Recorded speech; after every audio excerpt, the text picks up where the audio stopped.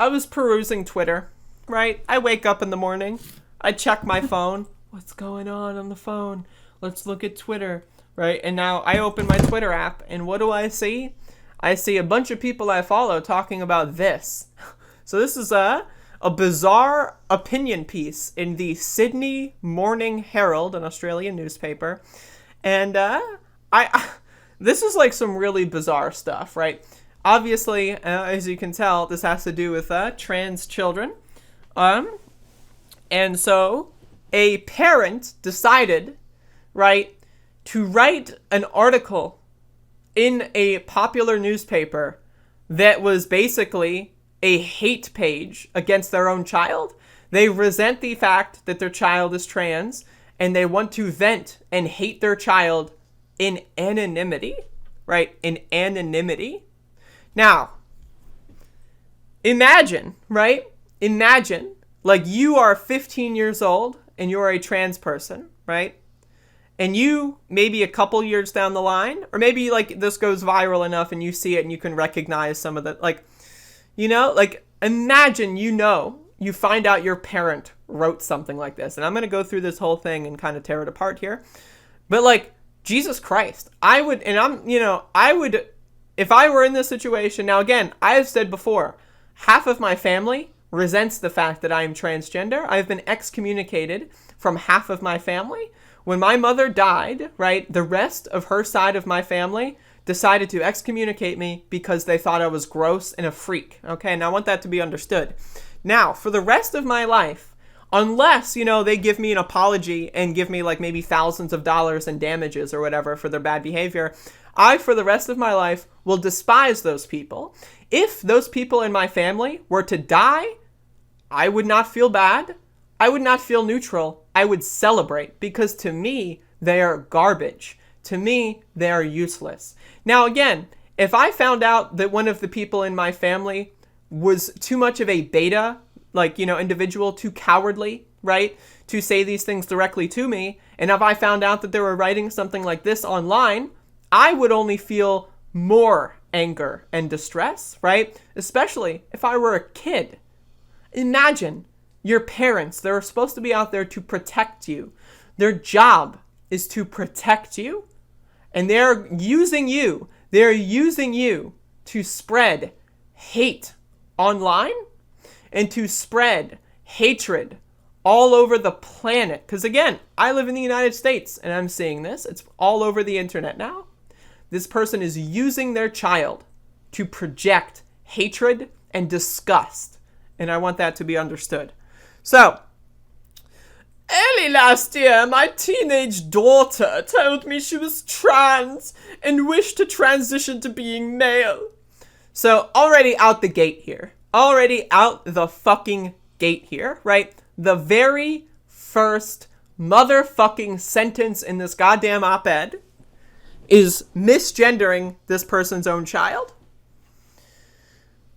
Now, again, the angle of this story is, I don't necessarily hate my child.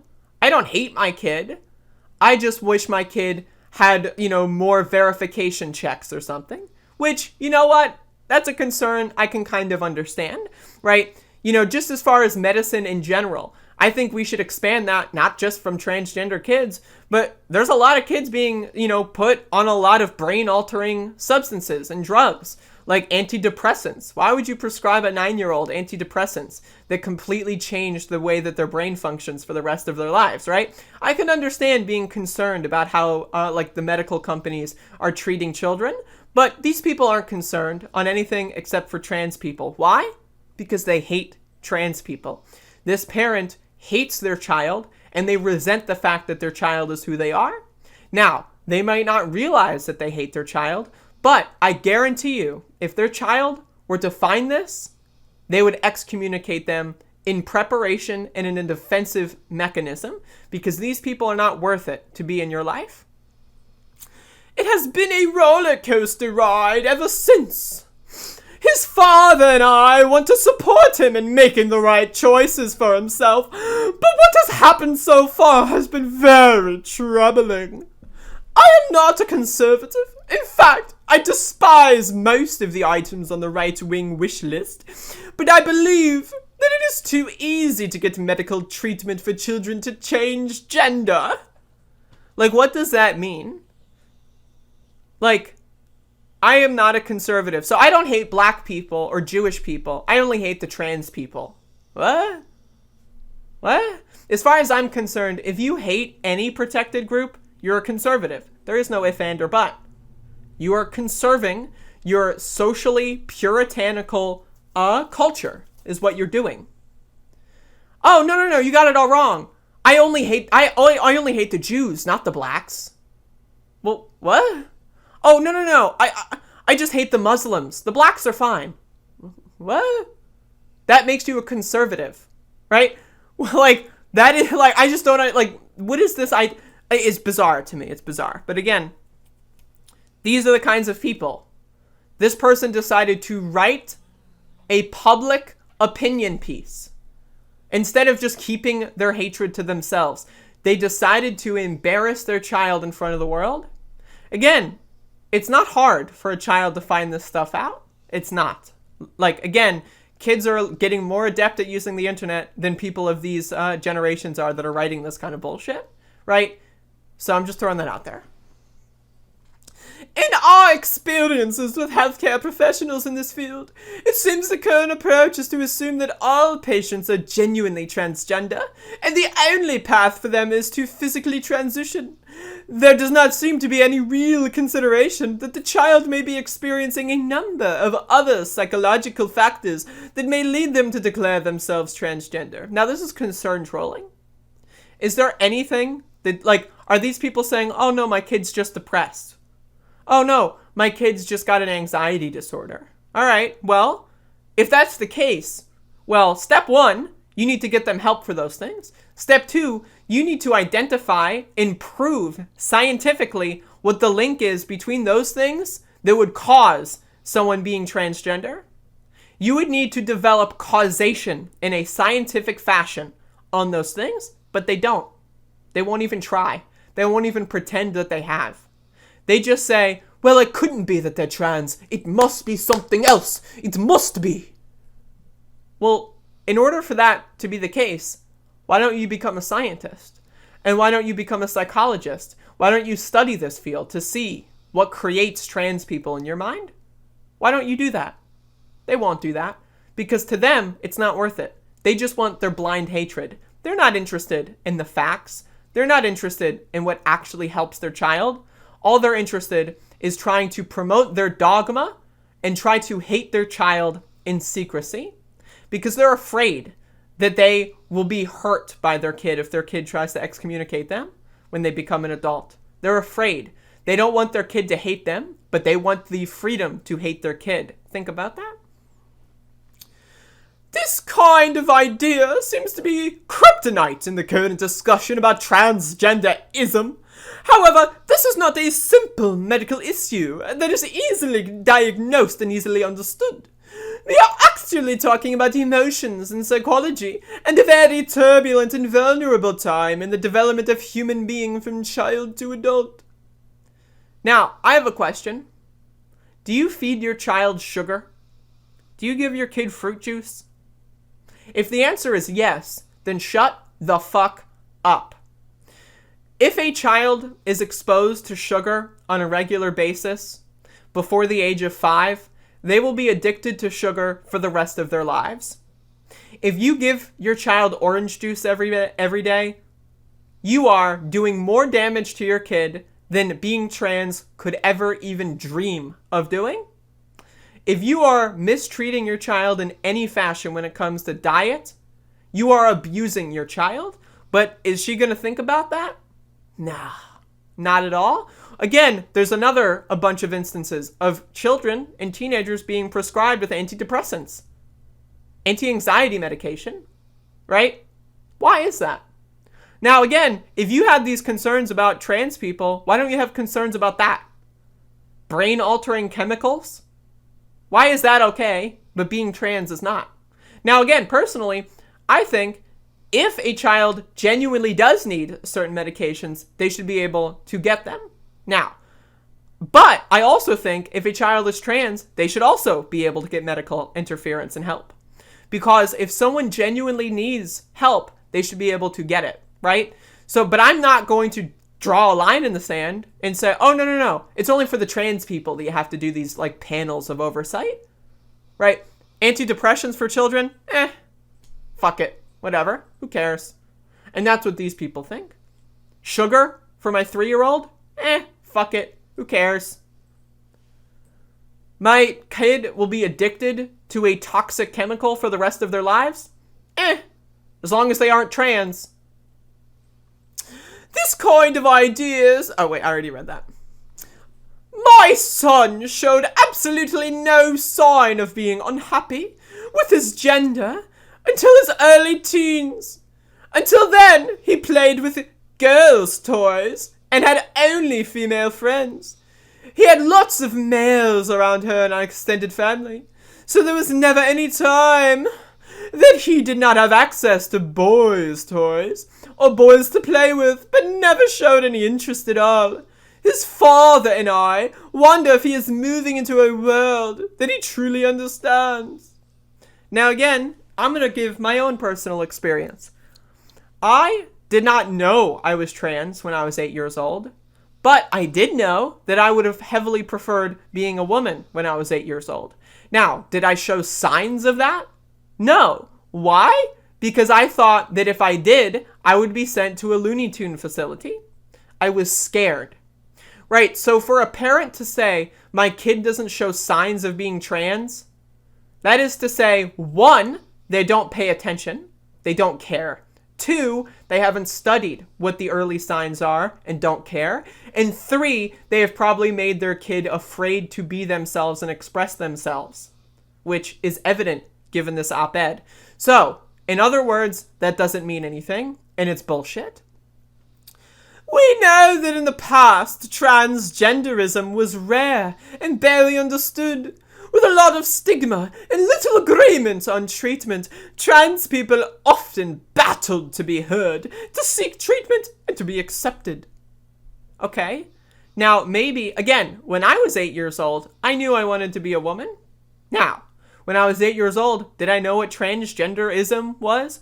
Have I ever heard of trans people? No. Why? Because the media, all the shows I watched, never had trans people.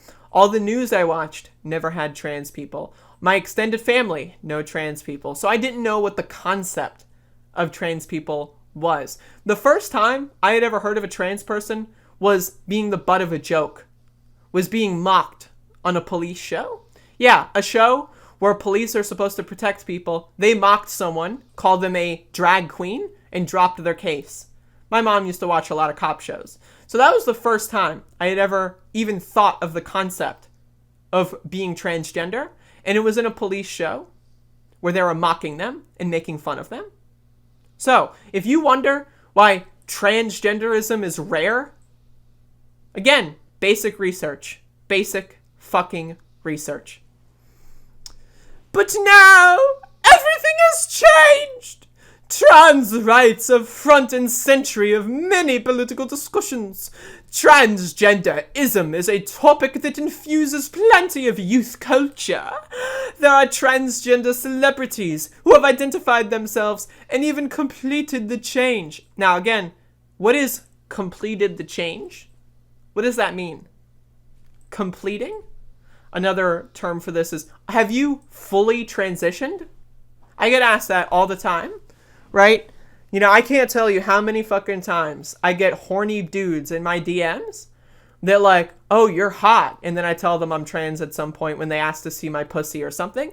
And then they're like, oh, are you fully transitioned? What does that mean? It doesn't mean anything, okay? Now, I get this from extended family. Before they excommunicated me, they asked me, am I going to fully transition? As a way to say, can I turn this back? Can I save you? What does that mean? Completed their transition. What does that mean? It doesn't mean anything. It doesn't mean anything. It provides an arbitrary and oftentimes unreachable finish line for people so that they can say, oh, you haven't completed your transition. You will never complete your transition. It provides to trans people an ideal transition that oftentimes does not work because each people has a unique style of transitioning.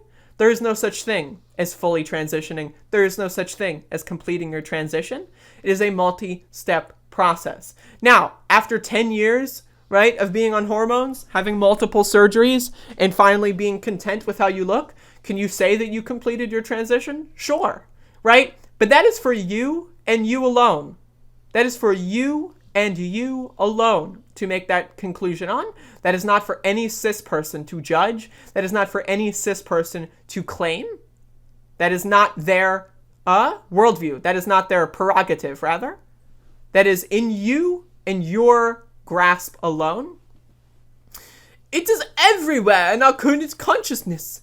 And when you talk to people under the age of 30, you'll find a lot of focus on transgenderism and sexual identity. What? What is that? Like, what does that mean? Literally, it doesn't mean anything. So the conditions for transgender children are very difficult, or very different to how they've been throughout history. And here's the issue. Transgenderism has now become fashionable to young people. What? You know what else became fashionable to young people? You know what else? Back in the 1880s, right? There was a lot of people that were like, oh, you're interested in a black man? My daughter wants to date a black man? It's really fashionable to young people to date black men, right? Oh, wow, they're free now. So can we date them? They say. Well, they're hot. They've got huge dicks. Why not, right? But no, the parents were afraid.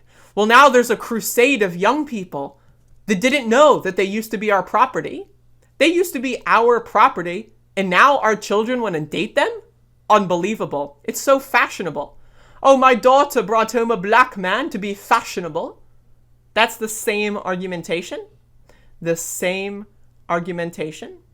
Right? In the 1950s and 60s, if someone had a best friend of the same gender, right, because gay people were first starting to get national consciousness, get into the national consciousness, there were a lot of parents that say, are you gay? Are you in a relationship with that man? Are you gay? Even on like sitcoms and television, it would be the butt of a joke. Haha, you better not be gay, boy. Right? It's the same fucking bullshit. The same fucking bullshit. Unbelievable. Unbelievable. I work with teenagers and know them very well. It is now normal for 14-year-olds to say they are non-binary, gender fluid, or pansexual. At that age, it is often not really possible to understand what those things mean and all the complexities involved. Straight people, when did you have your first childhood crush? A lot of people, right, say that they had their first crushes when they were 8 years old. Oh, that boy is cute. Oh, that girl is so pretty. But they've got cooties. Cooties were invented as a way for people to deny, right, those things for a little bit of a longer period so that parents could teach them about what those things were, right? But now I know, when I was young, I was attracted to boys and girls. You want to know how I know this? Because I was, right? When I was as young as 7 or 8, 9 years old, I was like, wow, that guy's really handsome. Wow, she is really pretty, right? I didn't know what that meant at the time, right? And I've got a lot of people that say they had a crush on someone in 2nd grade. You know, they used to pass notes during lunch period in 3rd grade. It's very normal for children to feel these things, you know, starting at 8, 9, 10, 11, right? That's very normal. It's normal. But it's only normal if you're straight. It's only normal if you're cis. Well, of course you have a crush on a pretty girl. Of course. Because you're straight. Right? Of course. But if you have a crush on a handsome lad, no. You're not young. You're not old enough to know. You're not old enough to understand what that means, they will tell you. Now, what does pansexual mean? Pansexual is being attracted to people despite their gender. So you're telling me that a 13-year-old is incapable of knowing who they are attracted to? What? And also, what is the problem with being gender fluid or non-binary? What is the problem with being, hey, I'm 14 years old. Let me try being, I feel like I have gender, conformity issues. Let me try being a girl for a couple months. See how I feel. It's better to experiment at the age of 14 than to be stuck at the age of 35. Right? So if a kid wants to experiment and at the end of the day they say, you know what? That's fine. I'm comfortable being who I am. And then they go back to what their gender was previously. That's fine. It's called experimentation.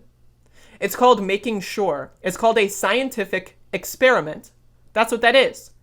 It is a scientific experiment, but it's not allowed in their mind because it's icky and scary, and they hate transgender people, and they hate gay people. That's what this is. This parent hates their transgender and possibly gay child, and they work with teenagers, and they hate them too. Now, imagine you have a school, right? And the principal secretly hates black kids, right? Let's say it was right after school segregation ended, and then you got a principal that hates black kids. Would you want that principal to be in charge of the health and safety of your child? If you're like black parents and you send your black child to that school, would you want them to be in charge of their health and safety? Hell no. That principal, the student, or the staff, they hate black kids. So why would I want my black kid to be around them? Obviously I don't. And that also applies to transgender kids, to gay kids. If you hate gay people, if you hate transgender people, get a different job. You shouldn't be around children. And I think personally, right, if you treat these kids in this way, you should be held criminally liable. You're abusing a child. If you are trying to tell a trans kid or a gay kid what they can and cannot be, that is abuse, and you should be held criminally liable for that abuse, in my opinion. There are two big aspects of adolescent development, which, based on my experience, are not being adequately considered. First, teenagers need to break away from their parents and form a separate identity.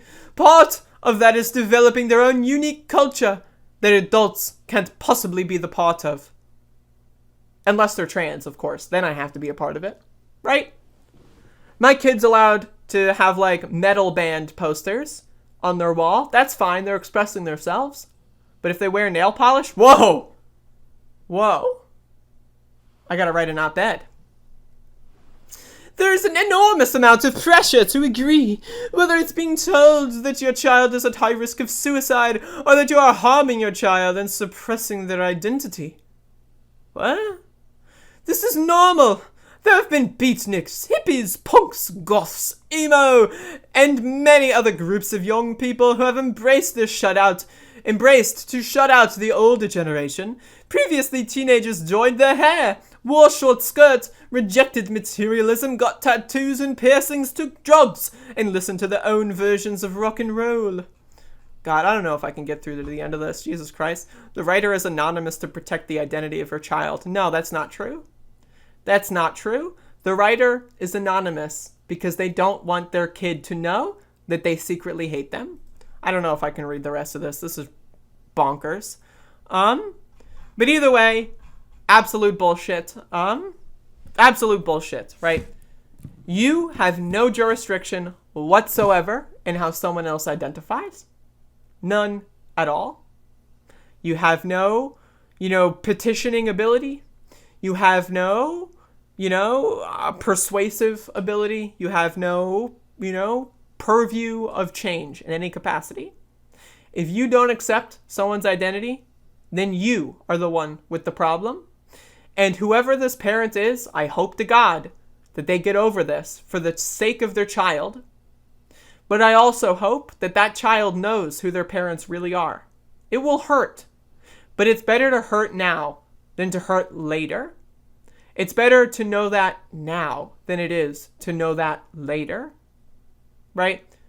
And again, my experience, half of my family hates me because I am transgender. They have excommunicated me from all family gatherings, right? They've excommunicated me from everything. Why? Because I was transgender and they didn't like that.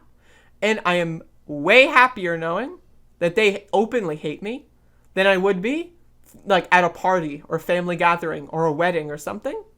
3 years down the road and seeing them gossip about me as I'm there.